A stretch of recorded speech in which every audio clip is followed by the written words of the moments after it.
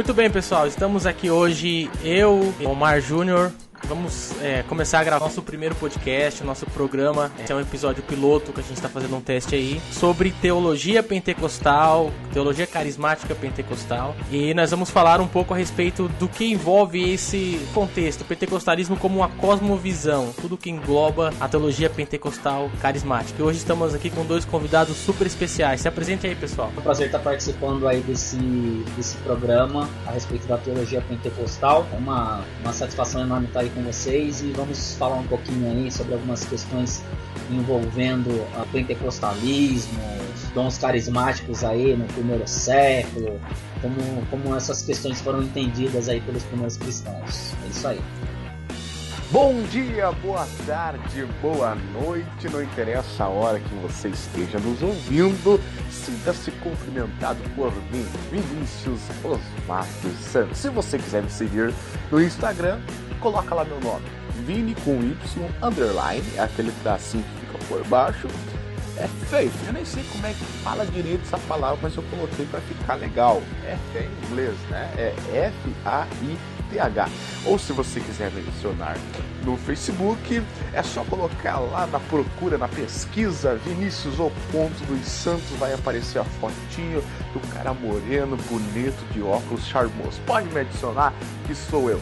Então, vamos lá, que hoje nós vamos falar de teologia e nada mais nada menos que a teologia carismática pentecostal. Tô felizão, tô chegando, não sou fogão a lenha, mas nesse podcast eu tô pegando fogo.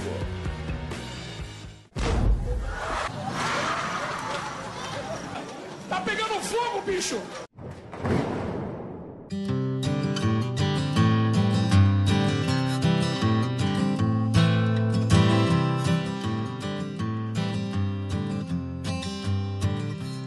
Bem, pessoal, então hoje o nosso primeiro episódio vai falar a respeito da história do movimento pentecostal, mas remontando desde o primeiro século, desde a igreja primitiva. Hoje nós chamamos o professor Douglas, que é especialista nessa área, ele manja muito do pentecostalismo no Brasil e ele vai nos ajudar um pouquinho a entender sobre o início do movimento carismático. Muita gente que é contra o pentecostalismo apelam para dizer que o movimento pentecostal começou em 1910, 1905 ali na Rua Azusa com Parham e com Seymour, mas a teologia pentecostal ela remonta muito antes disso e hoje o professor Douglas vai nos ajudar com essa questão. Professor, pra gente começar aí então, fazendo uma pergunta direta para você aí, a história da igreja, ela é cessacionista ou ela é mais carismática? Bom, vamos lá. Inicialmente, é importante a gente entender esse universo que a gente está tentando compreender, que é a respeito dos dons, ou de como se deu essa manifestação carismática no primeiro século, ou para a gente ficar um pouco mais específico dentro do período pós-apostólico, né? Então, o que a gente pode dizer inicialmente? Inicialmente, a gente pode dizer que a igreja cristã, os primeiros pais, o movimento ali pós-apostólico, ele é um movimento que reconhece os carismas como parte integrante da iniciação cristã, tá? Então, se for para responder isso diretamente, a igreja cristã, nos seus primeiros séculos depois do período apostólico, é uma igreja que reconhece a existência e o funcionamento dos dons espirituais no meio da comunidade cristã. Aí a nossa grande questão, né, que a gente vai falar aí conforme, né, forem sendo levantadas, o que acontece com a questão carismática no decorrer desse primeiro e desse segundo século? Daí seria uma outra questão que também está implicada nessa sua primeira pergunta, Omar. Então quer dizer que os primeiros cristãos, eles tinham essa ênfase na continuidade dos dons, eles praticavam esses dons e eles tinham um incentivo de busca por esses dons? Não era algo que era, de certa forma, tido como, os apóstolos morreram, então esses dons deixa quieto, ninguém mexe mais com eles, já temos o cânon, estamos formulando o cânon aqui, então não precisa mais deles. Não, eles incentivavam a busca desses dons, os primeiros pais da igreja? Exatamente. O que acontece? É importante a gente tentar entender um pouco essa questão histórica, que ela vai ajudar a gente a entender como que a igreja percebia a questão carismática. Então, tomando aí essa ideia de primeiro século, do período pós-apostólico, Como que a igreja cristã vai entender a manifestação dos dons espirituais? Pais apostólicos, a comunidade cristã, ela vai entender que os dons eles fazem parte da manifestação inicial do cristão dentro da comunidade. Então, ou seja, a partir do momento que você é batizado, que você passa ali pelo rito do batismo, uma das características para os primeiros cristãos seria a manifestação de um dos dons carismáticos, né? Por exemplo, eu tenho um livro de dois estudiosos católicos, professores de universidades nos Estados Unidos, que chama Iniciação Cristã e Batismo no Espírito Santo, que é o Keelan McDowell e o George Montagu. Eles vão tratar justamente sobre essa questão de como os cristãos eles reconheciam que alguém ele era inserido dentro da comunidade por meio da manifestação dos carismas, né? Então, não necessariamente um carisma específico, mas eles vão fazer uma abordagem utilizando textos da patrística e personagens específicos, Tertuliano, Orígenes, e esses primeiros pais aí que são bastante importantes aí para a formação dessa ideia, dessa teologia, né, que a gente vai considerar essa teologia cristã inicial. Esses dois teólogos eles vão fazer um rastreamento dos escritos dos pais para poder demonstrar que os carismas eles faziam parte da igreja. Então essa acusação ou essa ideia de que com a morte dos primeiros apóstolos ali, com os apóstolos ali do colégio, né, falando mais especificamente do colégio apostólico, com a morte dos apóstolos, os dons também cessaram, é simplesmente uma afirmação ou um argumento que não resiste a uma simples busca na história do primeiro e do segundo século da igreja cristã. Olha só o que diria o Marcos Granconato, né?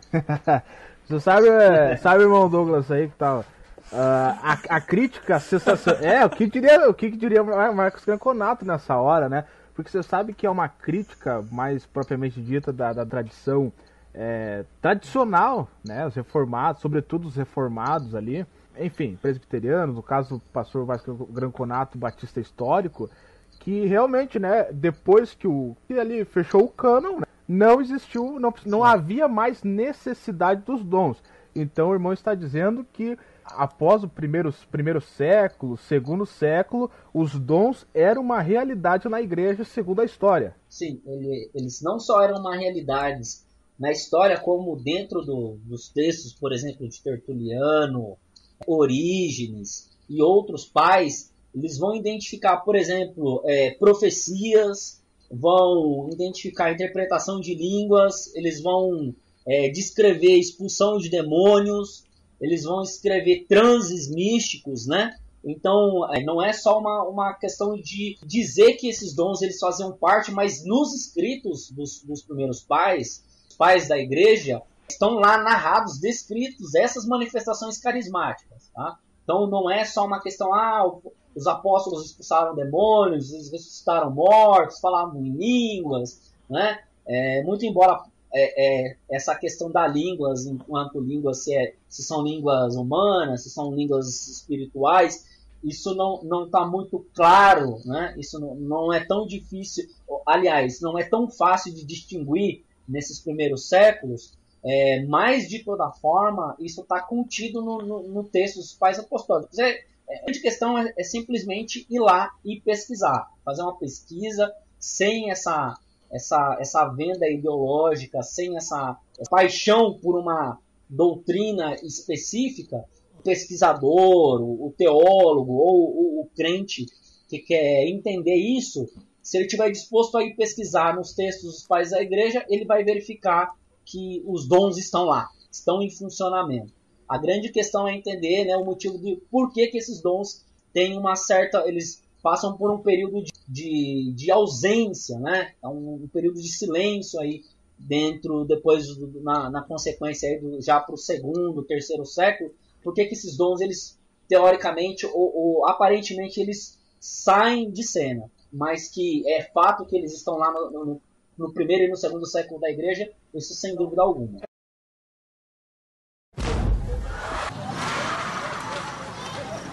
Tá pegando fogo, bicho! A gente vê muita coisa na internet, né, das pessoas mais, entre aspas, cultas aí, que são fortes críticos do movimento pentecostal e numa maneira mais geral, carismático, movimento carismático ao longo de quase 2000 anos da história da igreja, né? Que lá no ano 70 terminou os dons, aquela coisa, então houve um silêncio e isso ressurgiu no século XIX. Então aí, pelo que o irmão tá falando, os dons eles não desapareceram logo após a morte apostólica, a morte dos apóstolos, né? A morte dos apóstolos.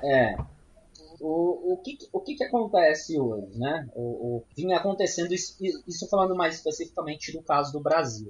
A gente tinha um problema básico que era o problema de bibliografia, né? Então, uma das grandes críticas que se faziam é porque a teologia pentecostal não existe enquanto teologia, né? Não tem uma metodologia, não tem uma forma de pensar, não existe teologia pentecostal, não existem teólogos pentecostais. Isso se dava muito pelo argumento da ignorância, né? Como eu não sei que existe, então eu concluo que não existe, né? Que é basicamente uma falácia de apelo à ignorância. Isso, né, dentro do contexto brasileiro, que a gente sabe que tem uma atuação muito mais forte no sentido de produção teológica, de exposição, de propaganda, de divulgação, da teologia reformada, que é basicamente a teologia que tem essa afirmação cessacionista, né, que vai dizer que após o primeiro século os dons miraculosos eles cessaram. Então, basicamente, eles dominavam essa narrativa dizendo que não existia teologia pentecostal, ou que se existia não era boa. Era basicamente isso. Não existe. E se existe não é boa. E, basicamente, os pentecostais não tinham como responder isso porque, de fato, não havia publicado, né? Pelo menos não havia produção. Não havia produção nacional de teologia pentecostal e as boas obras, as boas teologias pentecostais estrangeiras não estavam traduzidas. Então, a gente tinha que enfrentar esses dois problemas que eram questões de bibliografia. Mas aí o que acontece? A internet tem essa característica de divulgação de conteúdos, de teologias, enfim, mas o que a gente percebe é que muito do que é falado, do que é dito pela internet, basicamente está vinculado a essa ideia da ignorância mesmo, né? Da falta de pesquisa. Então, a pessoa vai lá, posta alguma coisa, alguém fala alguma coisa, de repente um teólogo, né, que é conhecido, que é famoso, vai lá, faz uma afirmação. Um ar de intelectualidade. E aí um teólogo famoso faz algum tipo de afirmação e, de repente, aquela afirmação ela não passa por uma avaliação crítica. A pessoa que escuta, o que lê, o que ouve, de repente não vai conferir para ver se aquilo está certo ou não, se é verdade ou não, e replica isso, né? E a gente sabe que a internet tem uma dimensão bem grande. Então acaba que aquela frase, aquele teólogo, alguma fala, alguma coisa, se torna uma verdade absoluta, incontestável, e todo mundo começa a dizer que aquilo é verdade. E bom, vai mais ou menos por aí. E às vezes os próprios doutores, eles discordam entre si, né? Então Sim. Não tem como você afirmar que um doutor tá correto, tem outro doutor contrastando com ele. Então acaba que sendo um paradoxo aí. Mas Douglas, existe esses dons carismáticos aí. Eles eram, segundo os dados históricos aí, eles eram só pro clérigo ou eles eram também era o povo comum, assim, os cristãos, sem ser o pessoal de clérigo? Sim. O que acontece? Por exemplo, no livro que foi publicado recentemente pela editora Carisma, o livro do Ed, o 2000 anos de cristianismo carismático, ele vai justamente tocar nessa questão, falando que os dons espirituais, na verdade, eles eram muito mais recorrentes, eles faziam muito mais parte do dia a dia da comunidade cristã entre os leigos. E foi justamente no momento em que o cristianismo ele passa a se tornar a religião oficial de Roma ali com Constantino, que existe uma burocratização da fé, se a gente pode falar dessa forma, existe uma burocratização da fé, acaba que o cristianismo ele vai criando estruturas políticas, estruturas eclesiásticas, que vão, de certa forma, sufocando a manifestação dos dons, vão sufocando a manifestação dos carismas. Porque agora, se antes, por exemplo, o espírito ele tinha uma liberdade dentro da comunidade de se manifestar, agora a comunidade cristã, de certa forma, ela tem que responder por uma série de coisas, de ritos, de tradições, de sacramentos, de liturgias, às suas lideranças, né, eclesiásticas. Segundo, por exemplo, o Ed nesse livro, 2000 anos de cristianismo carismático, essa é uma das razões pelas quais os carismas eles vão desaparecendo na medida em que o cristianismo vai se tornando uma religião estatal, se a gente pode dizer assim. Então, segundo o Ed, esse doutor aí em história do cristianismo e também é um especialista, um PhD em teologia e tem o seu trabalho voltado para a área de teologia pentecostal e carismática, é justamente a burocratização do cristianismo enquanto uma religião estatal é que vai fazendo com que o espírito seja sufocado e que os carismas eles tendem a diminuir com o passar do tempo. Então já existe registro aí, já depois que a igreja ela se institucionaliza, ela vira uma instituição grande, né? Ela vira religião oficial do Estado. Então existe aí indícios de que a partir disso os dons começam a ser menos recorrentes? Sim. Já o Ed vai pontuar isso muito bem no livro dele.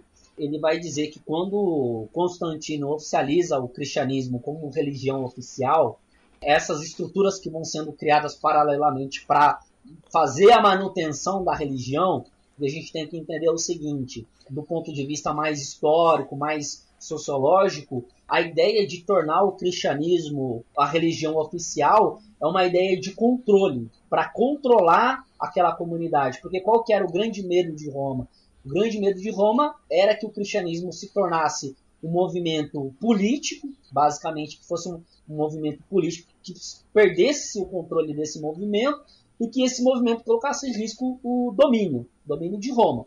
Então, Constantino torna o cristianismo, na medida em que ele vê que o cristianismo ele vai tomando proporções, vai saindo fora ali daquele contexto que inicialmente era entendido só como um contexto judaico ali, uma seita judaica ali, e vai tomando uma proporção de crescimento dentro do império, vai começar atravessando as fronteiras. Então, a grande sacada ali, a grande questão é o quê? Como que a gente controla isso? Como que a gente detém o controle e não deixa isso tornar um perigo, um risco para o império? Ele pega e oficializa o cristianismo como uma religião romana agora, né? Do Império Romano. E isso vai fazer com que eles tenham esse controle sobre o que está acontecendo, sobre para onde está indo, quais são os rumos. E querendo ou não, isso também tem lá a sua interferência na questão litúrgica. Por quê? Porque o cristianismo, as primeiras manifestações cristãs, principalmente ali no primeiro século, são em casas, né? São em residências, não tem essa de templo, não existe isso de liturgia oficial, não oficial. É um ajuntamento de pessoas que creem no Cristo ressurreto e que vão expressar a sua fé por meio da ceia, por meio dos cânticos, por meio dos documentos ali, dos documentos ali que se tem, e da própria tradição oral, do próprio testemunho que vai sendo passado um para o outro, que vai sendo lembrado do que Cristo fez, do que aconteceu, quais são as expectativas aí escatológicas para o seu retorno. E a fé cristã se dá nesse contexto, no contexto de ser um ajuntamento de pessoas simples em locais que eram residências, eram casas, eram locais assim sem nenhum tipo de estrutura como a gente tem mais ou menos ideia hoje. E é uma manifestação espontânea, é uma manifestação de fé que não tem muita regra no sentido assim, não tem uma liturgia oficial, não tem um sacramento, não, é uma manifestação de pessoas que vão publicamente colocar a sua fé, expressar a sua fé em Cristo. E dentro os carismas, né? Ou seja, o que são os carismas? Os carismas são essas manifestações do Espírito, são os dons do Espírito, eles vão se dar justamente dentro desse contexto dessa comunidade, né? Então, a partir do momento em que o cristianismo é religião oficial, você tem toda a hierarquia, começa a se formar uma liturgia oficial, se a gente pode se referir dessa forma, e a partir desses controles, né? E de algumas outras coisas que vão acontecer no decorrer da história do cristianismo, essa liberdade ela vai sendo cerceada cada vez mais, essa liberdade vai perdendo cada vez mais espaço para uma liturgia mais formal.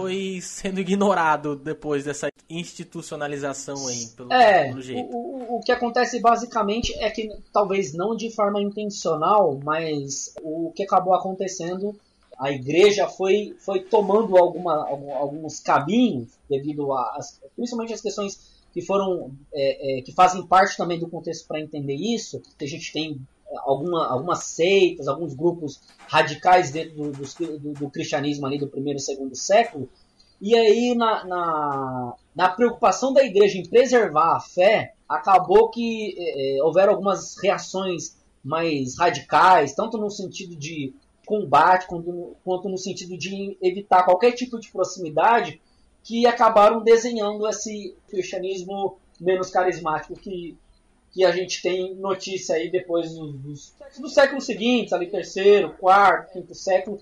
Isso já está bem evidente. É interessante, irmão Douglas e irmão Omar, que até antes de mais nada, o irmão Douglas aí citou o livro do Ed Yacht, né, da 2000 anos de cristianismo carismático, da editora Carisma.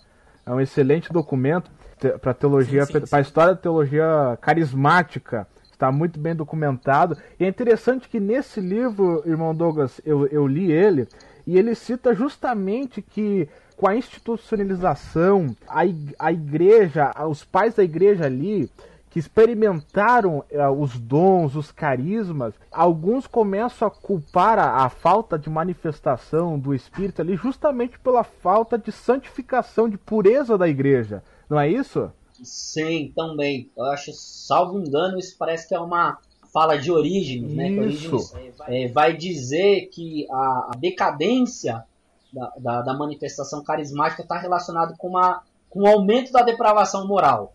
Né? Exato. Ou seja, na medida em que o cristianismo ele vai se oficializando, e ele vai se misturando com as outras religiões, ele vai se paganizando também, né? No sentido de ser mais flexível com algumas posturas que antes ele não era, isso vai fazendo é como se o espírito fosse sendo apagado mesmo, literalmente dá essa ideia de que, assim, na medida em que cresce a depravação moral, diminui a manifestação carismática do espírito no meio da igreja. Exatamente. Mas nesse contexto que a igreja vai se institucionalizando, também vai surgindo movimentos, podemos dizer assim, esta igreja, ou que não estavam propriamente ali ligados no grande centro ali da igreja institucional, né?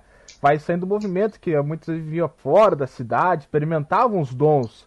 Sim, com certeza. Se houvesse, assim, não dois cristianismos, mas duas situações distintas. Uma é da igreja formal, que vai já sofrendo esse declínio espiritual, mas ao mesmo tempo, como você bem frisou, Vinícius, existem grupos dentro dessa igreja formal que são considerados aí grupos, né, que são grupos fora da curva, né? São grupos que estão lá experimentando. Seriam os heréticos. São, né? Até realmente depois aí tem alguns grupos que vão acabar indo para um radicalismo ou afirmando algumas questões assim mais heréticas mesmo, de fato. Mas que no início saíram ali do movimento institucional com um bom propósito de buscar a Deus e as manifestações do Espírito Santo, é isso? Sim, com certeza.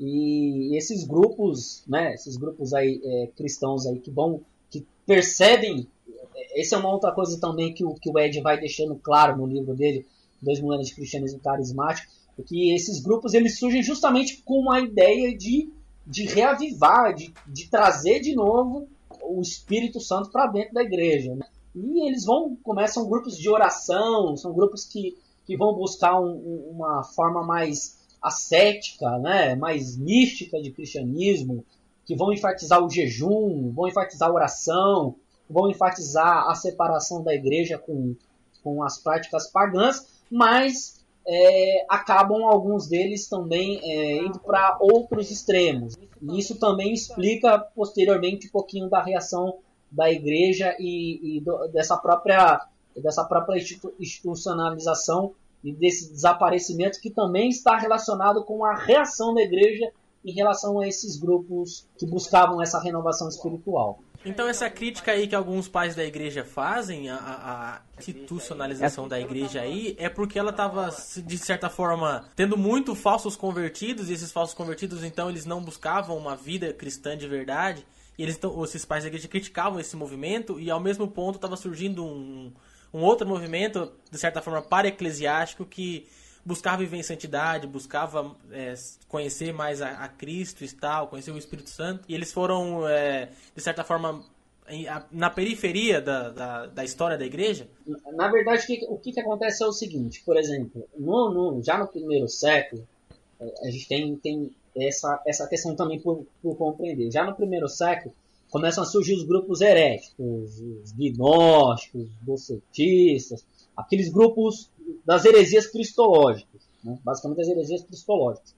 Então, a igreja tem que lidar com esses grupos. São grupos que estão se auto-intitulando grupos cristãos e estão fazendo afirmações ou pronunciando heresias de fato, e a igreja tem que lidar com esses grupos. Então, já nos primeiros séculos, a igreja já está num embate muito grande, porque se a igreja não preservar ali a ortodoxia cristã, o cristianismo vai correr o risco de ou desaparecer ou se tornar qualquer coisa diferente daquilo que deveria ser.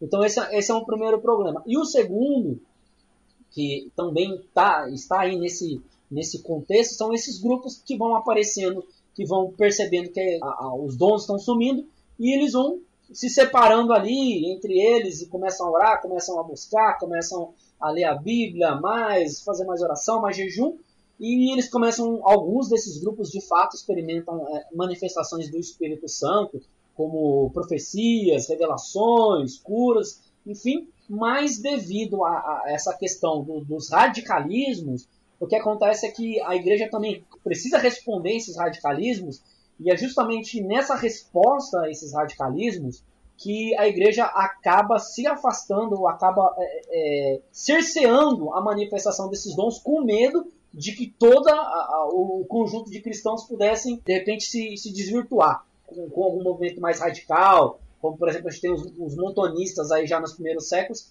que é um movimento que causa uma perturbação bem grande para essa igreja institucionalizada.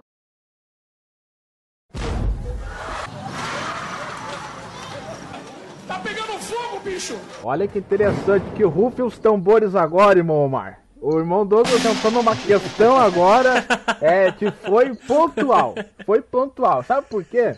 Uma das questões que surgiu, e isso aconteceu para mim também logo no início, ali, quando a gente estava começando a ter essa iniciação à teologia pentecostal, e também tem a história do cristianismo, que a gente está falando aqui hoje, juntamente com o professor Douglas, que manja muito, esse rapaz, manja muito, sabe muito.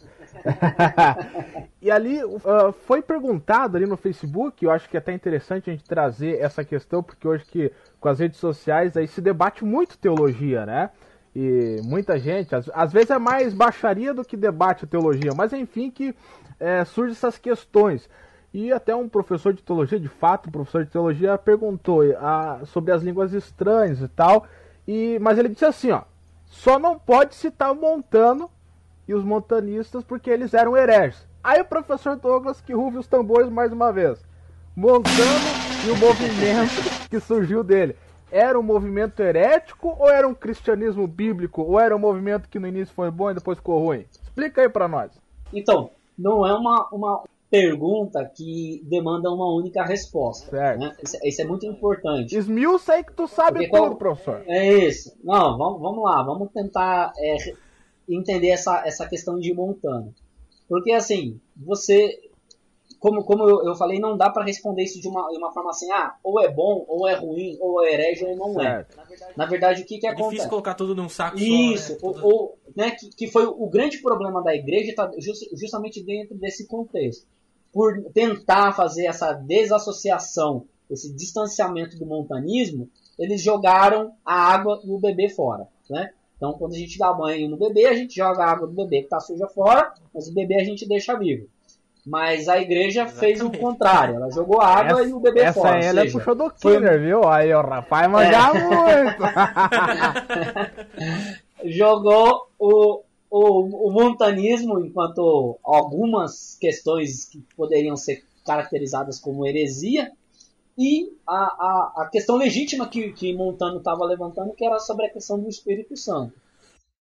Então esse Montano, para ficar aí, para quem não conhece a história de Montano, pelo menos para a gente dar uma ideia geral de quem foi Montano, qual que é a importância dele e qual que é o envolvimento dele nessa questão. O montanismo foi fundado aí por Montano, mais ou menos por volta, né, nasceu mais por volta de 156, 157, mais ou menos, que é o período dele, que ele nasceu, e ele viveu ali perto da região da Ásia Menor. Ele era um desses que eram, até engraçado, né, e talvez é por isso que as pessoas tendem a evitar falar de Montano, porque, por exemplo, o grupo de montanistas eram conhecidos como pneumáticos, né? Olha só. Então, talvez aí o pessoal tenha uma certa restrição, né? Um certo receio de falar de Montano, de tentar entrar na história de Montano. Por quê? Porque eles eram o grupo do pneuma ali, os pneumáticos. E basicamente a ideia de Montano era essa aí mesmo. Era que precisava voltar a manifestação do Espírito no meio da igreja. Eles começaram a se reunir com algumas pessoas, pregava forte sobre questão moral, sobre oração, sobre jejum, sobre a necessidade de ter uma vida separada do mundo. E eles começaram a experimentar algumas manifestações do Espírito. O que aconteceu? Isso começou a conflitar com essa hierarquia que a gente vem falando, com essa igreja institucional. Tanto é que esse grupo ele foi posteriormente, Montano e aí os seus seguidores, seus discípulos, eles foram declarados hereges, foram considerados como um grupo herético.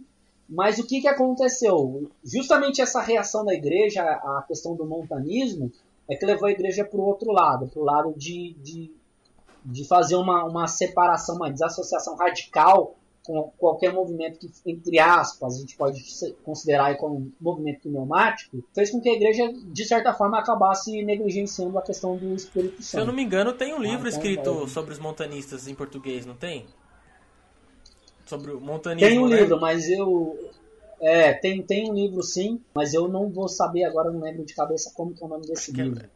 Mas tem um livro tratando sobre essa questão do montanismo, sim. O Ed fala um pouco sobre Montano no livro, né, 2000 anos de cristianismo carismático. Mas então, professor Douglas, só pra a gente se situar aqui, então. Então, o irmão começou falando assim que não é tão simples assim, né, dizer sim ou não, né? Mas que, de fato, foi um movimento que teve um princípio bom, é isso? Sabe que na internet o pessoal joga aí e já coloca, como se diz, joga o bebê, a água suja do bebê, joga o bebê fora também. Então não olha. Porque heresia, tudo bem. Cometeu uma heresia lá, fez uma heresia, né? Tudo bem. Mas quer uma heresia pior que o sensacionismo? Aí, professor Douglas? Esse menino é fofo. O cara, agora, o doutor agora esses dias não faz anos já, falou que Jesus não sabe o dia da volta dele, que é heresia maior que essa também. Enfim, né? Então, né? O problema é que o pessoal, eles são seletivos em quais as heresias que podem ser ditas e cridas e quais não, né? Então, nossa, um dos grandes problemas aí desses doutores da internet é que eles são seletivos na questão das heresias. Tem heresias que eles acham que não são tão ruins assim, e tem outras heresias que para eles são mortais, né? Então depende muito do grupo que eles fazem parte. Geralmente a heresia que é mortal é do grupo adversário, né? Do grupo que eles não concordam. Mas só retomando essa questão de Montano, porque assim, Montano, né, falou algumas heresias, de fato ele falou, tinha essa tendência a meio à insubordinação das esferas aí eclesiásticas e tudo. Mas, por exemplo, o que acontece? Você vê no livro do Ed, por exemplo, 2000 anos de cristianismo carismático, eu tô com uma versão em inglês aqui, mas quem puder pode conferir aí no livro que está publicado já pela editora Carisma. No capítulo 3, né, que é sobre o declínio dos dons espirituais, a primeira renovação, o Ed vai fazer uma narração de que o Wesley ele reconhece valor na reivindicação de Montano em relação à questão do espírito. Então ele não foi só um herege, ele não só, não é tudo que Montano fez o que o Montano falou, que é ruim. A parte ruim a gente rejeita como cristão, como cristãos ortodoxos, a gente, opa, peraí, vamos saber separar. Paulo também falou isso, analisar e tudo e reter o que é bom. Então, quando a gente se depara com uma situação assim, a gente não pode simplesmente jogar tudo fora criticamente, que é o grande problema. Não, vamos lá, vamos analisar esse personagem da história cristã, esse movimento. No caso específico, vamos ver o que o Montano falou. O que ele falou de errado, vamos lá. Isso está contra as escrituras, isso tem que ser rejeitado. Mas o que ele falou de bom, o que ele fez de bom, então a gente tem que assumir como verdade, porque toda verdade é verdade de Deus, independente de quem fale essa verdade, de que grupo que profere essa verdade, em qual contexto seja, se é uma verdade, se é de fato algo que pode ser dito, reconhecido, atestado como uma verdade, então isso é uma verdade de Deus e cabe ao cristão, cabe à comunidade cristã declarar isso como verdade de Deus.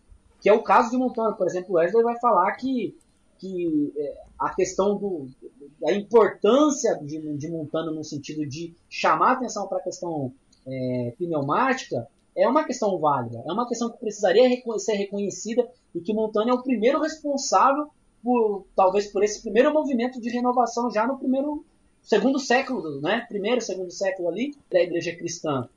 E também não é só Wesley, por exemplo, né? O Philip Schaeffer, que é um historiador calvinista, também vai fazer o mesmo reconhecimento de que Montano, em relação, era um cristão ortodoxo, né?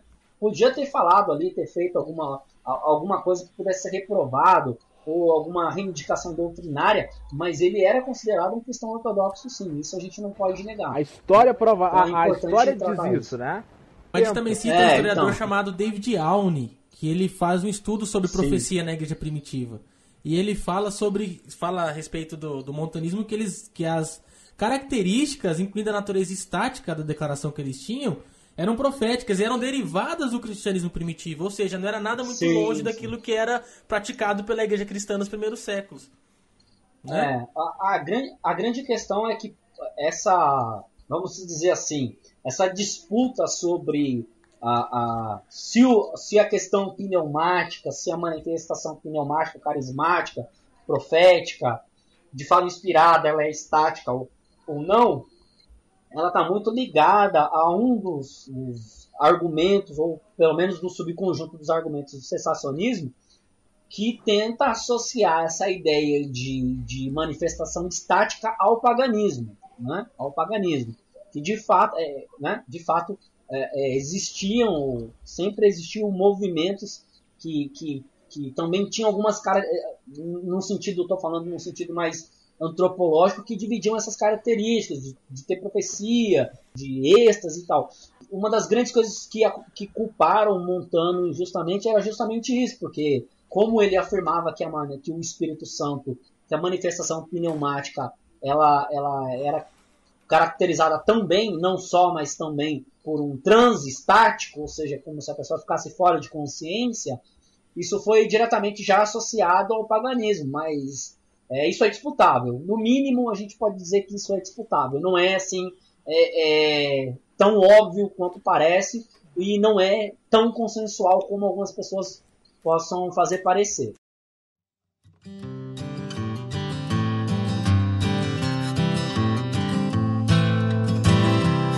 Existe um balanço aí nessa época aí que foi perdido, porque enquanto a igreja institucional ela começou a querer inibir os dons e se fechar ali na instituição, o montanismo, por outro lado, ele valorizava muito os dons, só que eles acabavam deixando de lado alguns pontos centrais da doutrina. Então esse balanço foi perdido aí nessa disputa, né? Isso.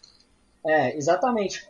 Tanto é que, por exemplo, no livro do Ed, Dois Mil Anos de Cristianismo Carismático, ele vai dizer que, né, o texto do Ed vai dizer que depois desse evento de Montano, a questão carismática dentro da igreja nunca mais foi a mesma, né? Porque justamente caiu para o outro lado, para o outro extremo, que foi a radicalização de negar, né, no sentido assim, ou de negar ou de ignorar completamente a questão do espírito no meio da igreja.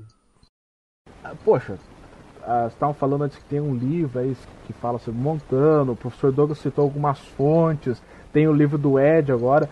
que mostram um outro lado da moeda acerca de Montana. Então, que fique de conselho aí pra galera aí que tá nos ouvindo, fazer uma pesquisa séria, né, professor Douglas, também sobre essa questão, e não ir na pilha, porque o fulano de tal falou, então é uma verdade incontestável. Vamos pesquisar a partir das fontes boas, que nem esse livro do 2000 anos de cristianismo carismático do Edio. Na minha opinião, foi um divisor de águas para a teologia pentecostal e para os jovens que estão ingressando na teologia pentecostal aí, porque realmente está falando aí a grande crítica que vinha sendo feita aí na internet por pessoas de outros viés teológicos. Aonde está na história os carismas na história? E realmente aí depois de alguns minutos aí saudáveis falando da teologia, da história do cristianismo carismático, a gente viu que eles estavam lá nos primeiros séculos atuantes aí com diversas pessoas de diversos países da igreja.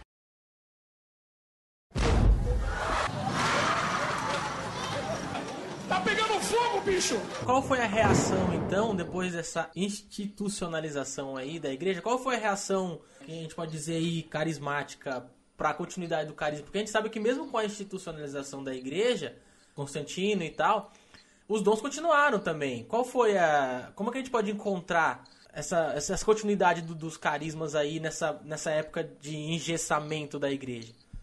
Uhum. Isso é importante. Acho que pelo menos dá pra gente pensar isso sobre pelo menos dois aspectos. Você consegue encontrar algumas descrições aí nos escritos dos pais, né? Porque a gente tem que, novamente, lembrar qual que era a preocupação essencial da igreja, qual que era a prioridade da igreja. Era combater os movimentos heréticos que estavam se formando, que apareciam, principalmente a questão mais central, que são as heresias cristológicas, que vão demandar uma energia muito grande da igreja. Então a gente meio que não tem registros assim, em abundância sobre isso. Mas o que os historiadores carismáticos, o que os historiadores do pentecostalismo eles têm observado é que mesmo com a diminuição, esses dons eles não somem. Eles meio que fazem parte de um cristianismo marginal. Ou seja, vão se manifestar ali em grupos de pessoas cristãs, em alguns movimentos, passando ali por esse período mais primeiro e segundo século, depois terceiro, quarto século, baixa Idade Média, alta Idade Média, enfim. Durante esse período do cristianismo, e a gente pode até falar dar continuidade sobre isso trabalhando mais a questão do período medieval, mas o mais importante é entender que esses dons eles não desaparecem enquanto manifestação, enquanto fenômeno, né? Enquanto fenômeno pneumatológico, eles não desaparecem da igreja. E uma outra coisa também que é importante o fato de não haver uma preocupação ou um registro em abundância não quer dizer que eles deixaram de existir. Quer dizer que, de repente, haviam outras preocupações, né? Seria mais ou menos o fato de dizer assim, eu gosto de laranja, mas o fato de eu dizer que eu gosto de laranja não quer dizer que eu não gosto de banana, quer dizer que eu estou fazendo uma referência a alguma coisa específica, né? O que não necessariamente implica que por eu gostar de uma fruta eu não gosto de outra.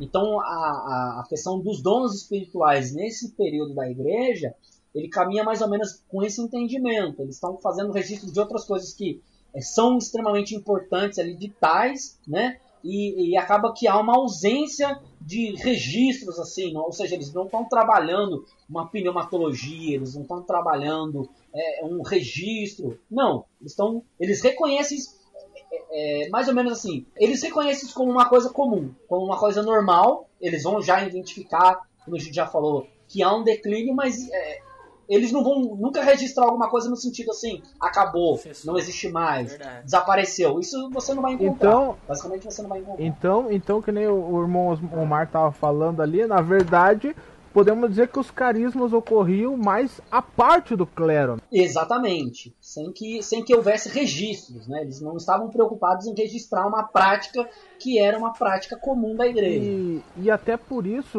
talvez essa seja uma impressão minha, professor Douglas, até por isso, por ser pessoas à parte do clero, eles tinham maiores tendências a ser considerados como hereges, não é verdade? Não, sim, com certeza.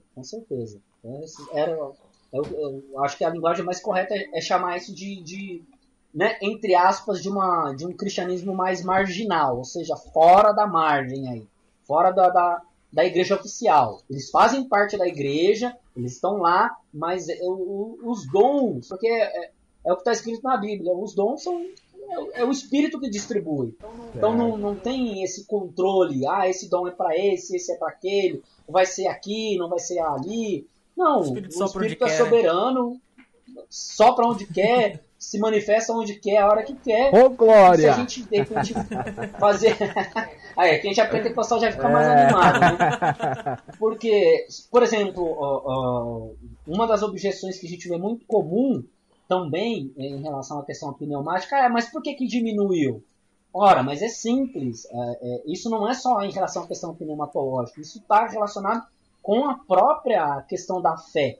Se você pegar, por exemplo, no Antigo Testamento, o livro de Juízes, ora eles estão crendo em Deus, ora eles estão abandonando a crença em Deus, ora eles estão livres, ora eles estão presos por algum povo circunvizinho. Aí Deus levanta um juiz, vai lá, liberta, o povo se arrepende, todo mundo servindo a Deus, depois volta. Então, isso faz parte do ser humano, do contexto humano, da existência humana. Todas as áreas, esses períodos de alto, esses períodos de alto e baixo, de declínio, né, de ápice. Então faz parte da história humana. E se a gente fizer uma observação na própria história da igreja, também é assim.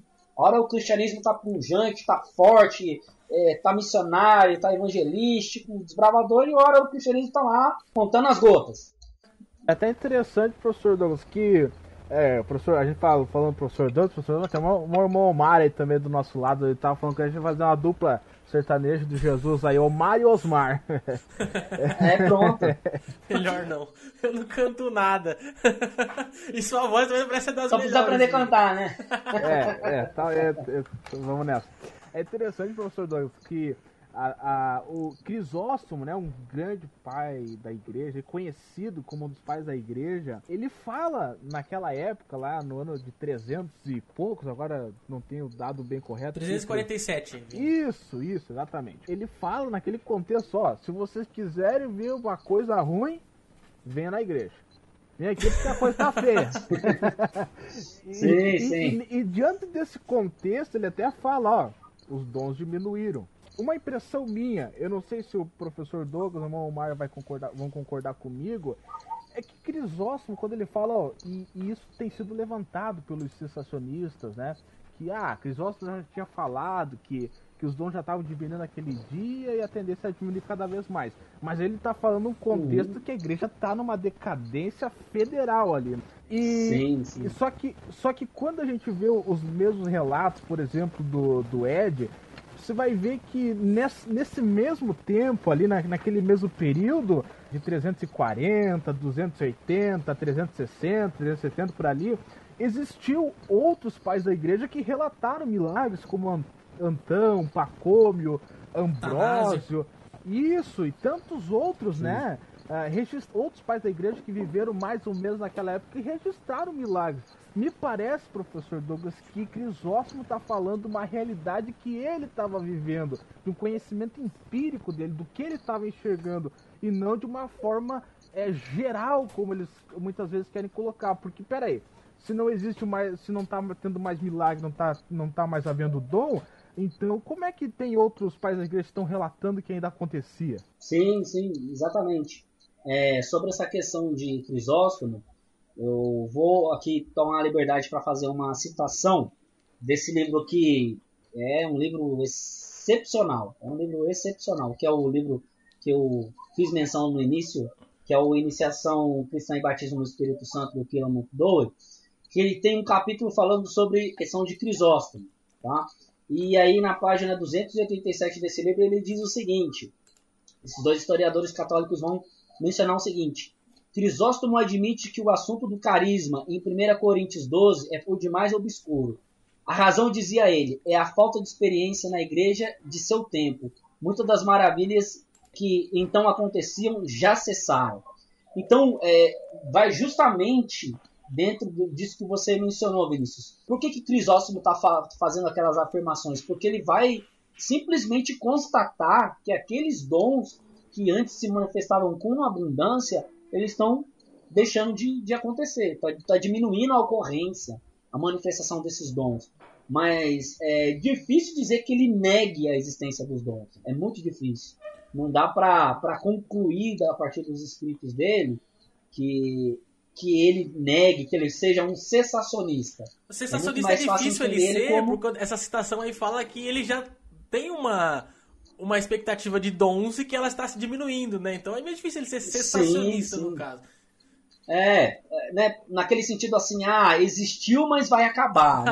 Não necessariamente, não necessariamente ele está dizendo isso, ele está constatando um fato. Olha, tinha e diminuiu, mas ele não está dizendo, ele não está usando isso para dizer que esse é um argumento para o fim dos dons, né? Ele está fazendo uma constatação de um fato. Olha, de fato, os dons abundantes e hoje, por exemplo, dentro do contexto dele, da realidade dele, ele está dizendo hoje tem poucas ocorrências. Né? Mas ele não dá para explicar daí que ele está fazendo uma utilização de um argumento para dizer que os dons não existem mais. Né?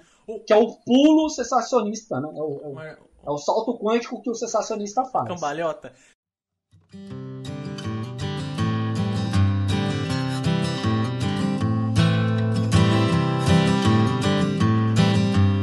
O Ed, ele aponta no livro dele que os dons carismáticos, enquanto a igreja estava institucionalizando, eles foram acontecendo no movimento monástico. O que você tem a dizer sobre isso pra gente? Então, eu sei. O que acontece, Omar?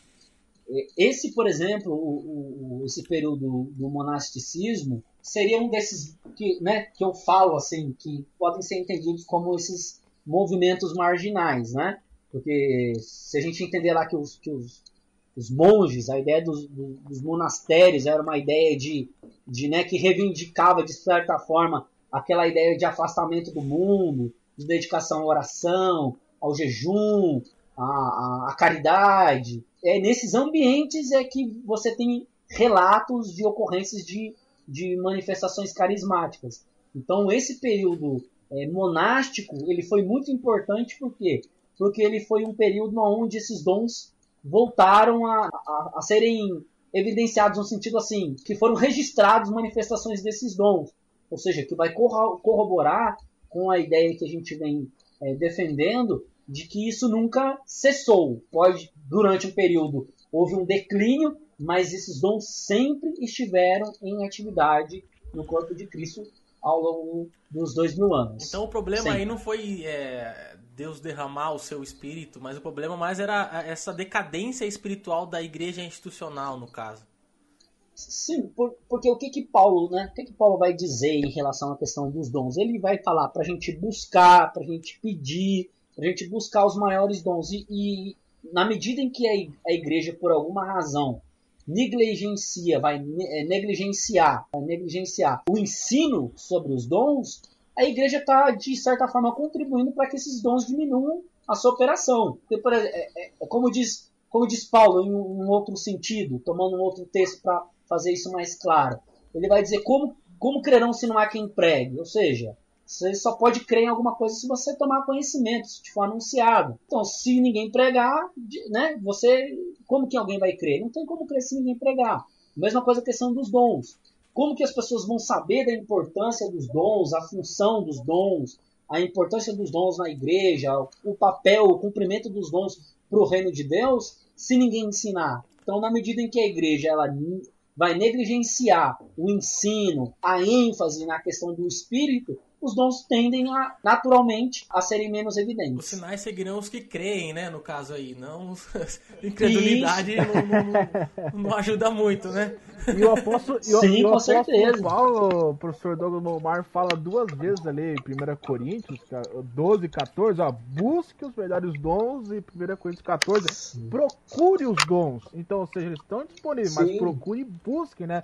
Agora, se o camarada não quer buscar, não quer orar pelos dons, aí é outra questão, né? Não significa que não estão disponíveis, né, Vini? E uma questão importante em relação à questão de Paulo aí, sobre a questão dos dons, já que a gente tocou nesse assunto, é porque esses dois textos, Vinícius, que você citou, eles são textos imperativos. Paulo não está dando opção, não está falando que se você quiser, você busca.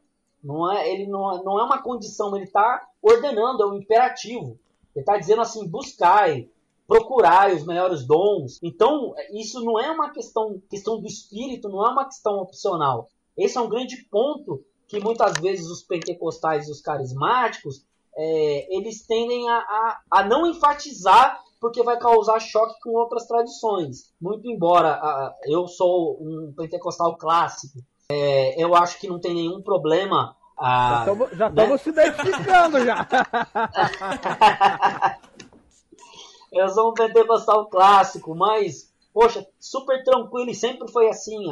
Acho que a história do pentecostalismo, nesse sentido da questão carismática, sempre foi assim. Pentecostais e carismáticos, mesmo mantendo diferenças assim importantes em relação à questão de como se dá o batismo, se é por evidência, se não é por evidência, se tem línguas, se não tem línguas, mas pentecostais e carismáticos assim sempre conviveram em plena harmonia, sempre se dando muito bem, sempre trabalhando junto. Mas quando existe essa questão em relação a, por exemplo, uma confissão mais cessacionista, então dizer, e olha, o que a gente está fazendo não é uma questão de reivindicação teológica, no sentido assim, é o pentecostalismo que diz isso, ou é o movimento carismático que diz isso. Não, é a Bíblia que diz isso. A Bíblia diz que é para buscar os dons, que é para procurar os dons, e é um imperativo, é uma ordem. Glória. Né? Não é uma condicional, não é uma questão opcional, não é uma questão assim, eu quero ou não quero, eu acho certo ou não acho certo. O Espírito Santo não é opcional.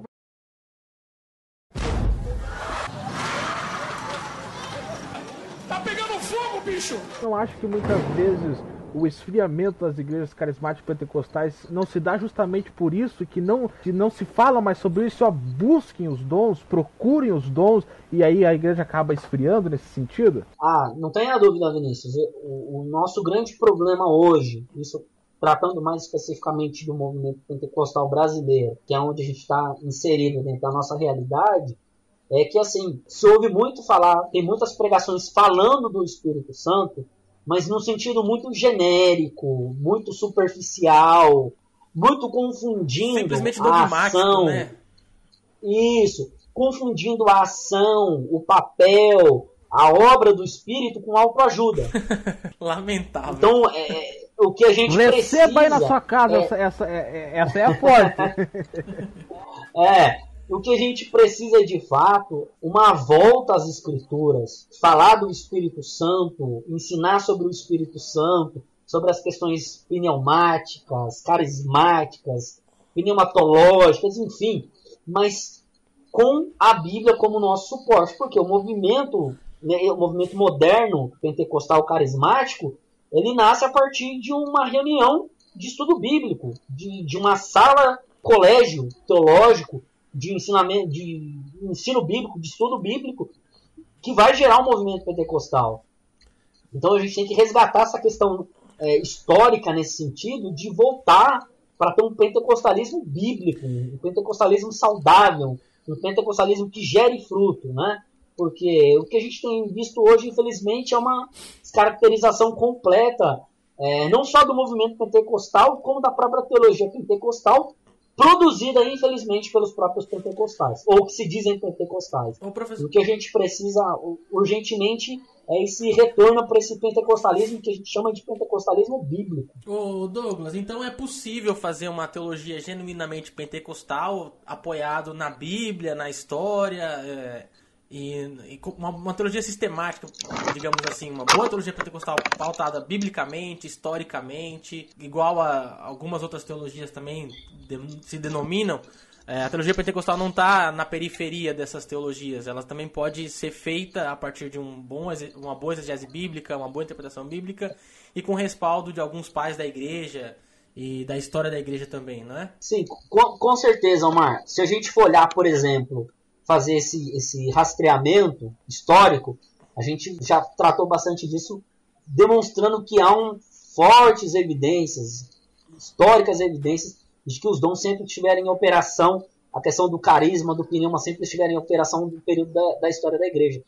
E sobre essa questão do se fazer a teologia pentecostal, não há dúvida que nós temos bons referenciais. Hoje, os grandes estudiosos do Novo Testamento, falando hoje, dentro da nossa realidade, dentro do nosso tempo, os grandes, não estou dizendo que eu tenho muita resistência de dizer, é o maior, é o melhor, porque, enfim, isso demanda outras questões que não dá para a gente avaliar. Mas o que a gente pode dizer assim, hoje, com certeza, grande parte dos maiores, dos melhores teólogos do Novo Testamento são carismáticos ou pentecostais. Ô Douglas, eu tenho uma citação pois aqui não. do Tertuliano, que é um pai da igreja, e ele dá uma ideia de que o batismo com o Espírito Santo é uma subsequência.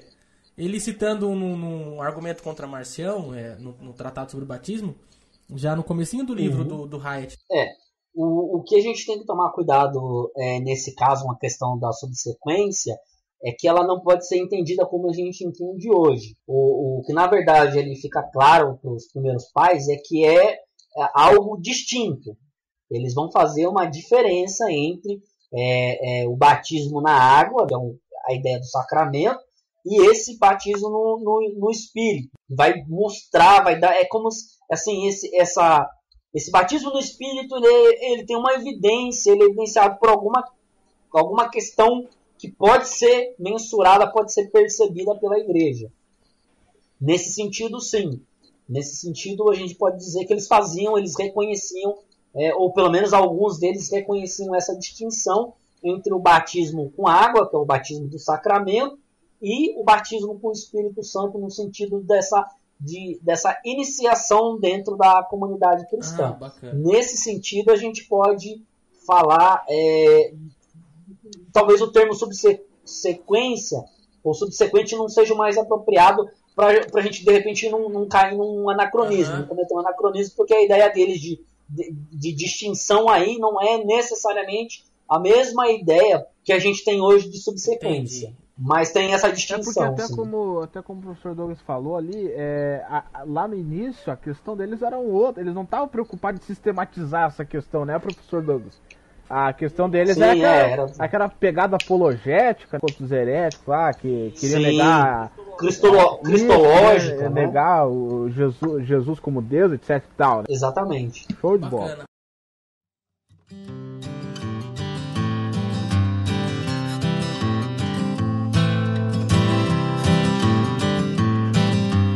Fechar aí o nosso papo, professor Douglas, então é possível a gente afirmar que os dons na história da igreja cristã eles não cessaram junto com a morte do último apóstolo, segundo dados, segundo a pesquisa acadêmica. Então a gente pode afirmar que esses dons continuaram e continuam até hoje? Com certeza os dados históricos, as pesquisas mais recentes tem demonstrado que a questão carismática é uma questão que não pode ser negada. Esses argumentos em relação à historicidade do carisma, autenticidade, praticamente assim, os teólogos modernos, no sentido de teólogos contemporâneos que estão mais atualizados aí com as pesquisas mais recentes, eles têm abandonado não só esses argumentos, como muitos deles têm abandonado, que eram, por exemplo, ou que vem de tradições mais cessacionistas, têm abandonado o cessacionismo porque assim é factual, tá? Não é uma questão de simplesmente defesa por eu acho que está certo, eu acho que está errado, eu acredito ou não. É factual, as pesquisas têm evoluído nesse sentido, os registros são abundantes também nesse sentido, tanto no período no período da igreja inicial, igreja medieval, igreja contemporânea. Pesquisas estão aí para serem lidas, para serem conhecidas, de que os dons estiveram sempre em operação dentro da igreja, ora com maior visibilidade, ora com menor visibilidade, e a gente não pode negar um fato. É histórico, do ponto de vista histórico isso não pode ser negado, se não por ignorância ou por teimosia, mas qualquer pessoa com um mínimo de honestidade, se ela for estudar, for pesquisar, ela vai ter que reconhecer isso, quer ela seja carismática pentecostal ou sensacionista, porque isso é um fato, está registrado, tem registro, tem pesquisa, e não são poucas.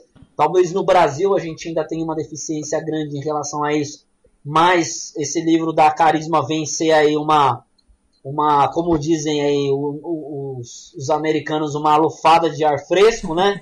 Um oásis aí no meio do deserto, e vem apontando. Obrigado, Carisma, obrigado, professor Renato Cunha, Deus abençoe você. Com certeza a Carisma está fazendo um trabalho extraordinário, e o pentecostalismo, o movimento carismático no Brasil tem que conhecer o trabalho da editora Carisma, tem que ler, porque simplesmente está publicando os melhores títulos. Né? Então, talvez por ignorância existiu esse conceito muito tempo.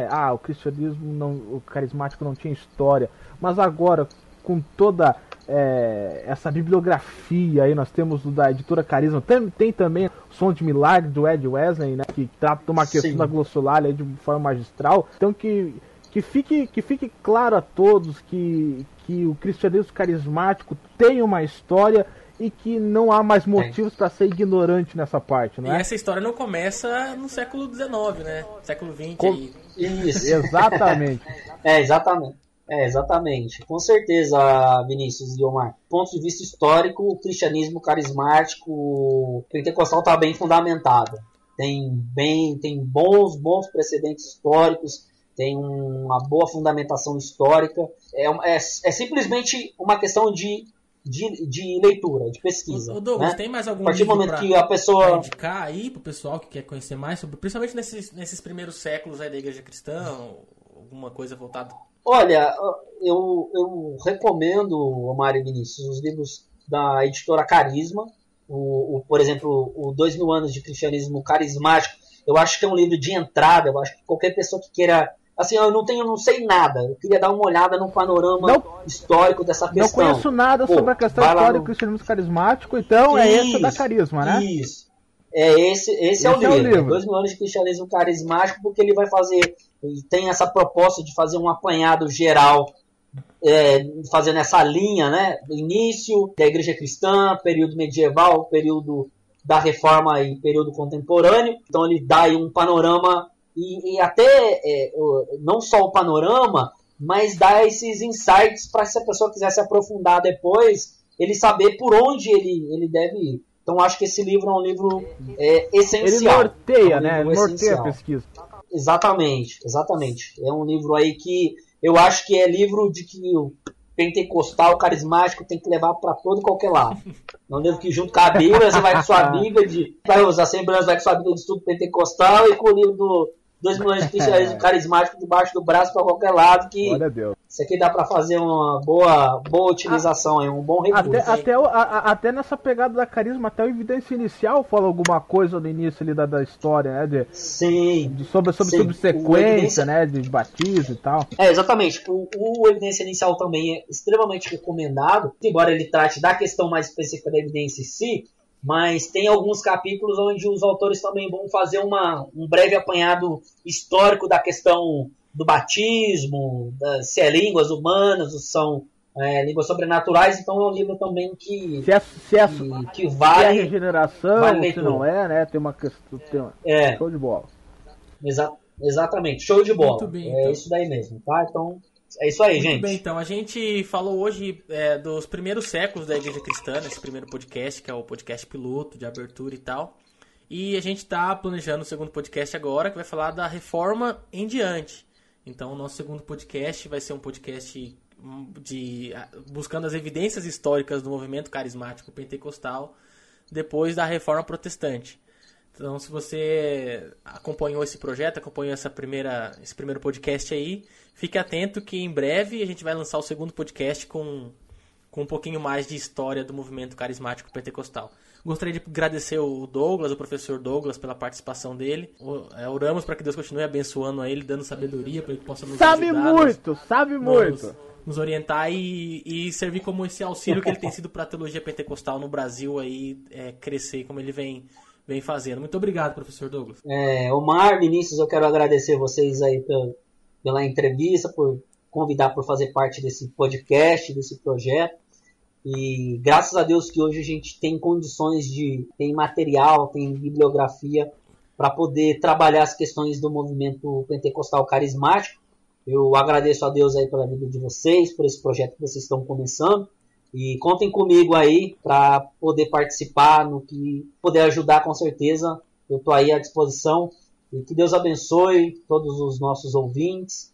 E é isso aí, gente. Tem muita coisa para a gente fazer, muito livro para a gente ler, mas o importante é que a gente entenda que o espírito, a questão do espírito, não é uma opção, é uma obrigação, é um imperativo, é categórico. Paulo diz, enchei-vos do espírito, sejam cheios do espírito. É para cumprir, né? Então vamos ser cheios do espírito. Vini, obrigado também, Valeu. Vini, por essa participação aí, por estar comigo aí nesse projeto. Vamos bola pra frente aí, que tem muita coisa pra gente falar por aqui ainda. Obrigado, Omar. Obrigado, professor Douglas aí. Deus abençoe. Excelente entrevista, ficou muito bem especificado aí. Que Deus abençoe a todos que nos ouviram. Um grande abraço, um beijo no coração de todos. Gente, vale lembrar também que o que a gente falou aqui hoje é uma pincelada. Tem muito mais conteúdo, tem muito mais coisa que você vai encontrar nas bibliografias recomendadas, nos livros, porque a gente não consegue ser exaustivo no tempo que a gente tem, para não ficar muito maçante também, muito grande o podcast. Então, se você puder adquirir as bibliografias que o professor recomendou, que o Vini recomendou, para conhecer mais a fundo daquilo que falamos, a gente pode deixar o link do site aqui onde vende essa bibliografia para você adquirir. E conhecer mais sobre esse movimento carismático pentecostal, que tem tantos espantalhos que ele precisa ser melhor conhecido. E Deus tem levantado algumas editoras, algumas pessoas, para que ele venha a ser cada vez mais explorado, mais... Dá pra dizer que ele seja mais difundido da maneira como ele é, né? Para que ele seja mais difundido da maneira correta de como ele é verdadeiramente. Então, agradecemos aí você que ficou até agora ouvindo a gente e aguarde por mais. Que Deus abençoe vocês. Professor Douglas, quer fazer uma oração pela gente, pra gente finalizar? Então vamos lá, vamos orar. Nós vamos orar nesse momento em nome de Jesus. Pai, nós te agradecemos por esse dia, te agradecemos por esse podcast, por esse momento de poder compartilhar a tua palavra e as questões relacionadas com o teu Espírito Santo e o teu reino. E que o Senhor nos abençoe em nome do Senhor Jesus. Amém. Amém. Amém.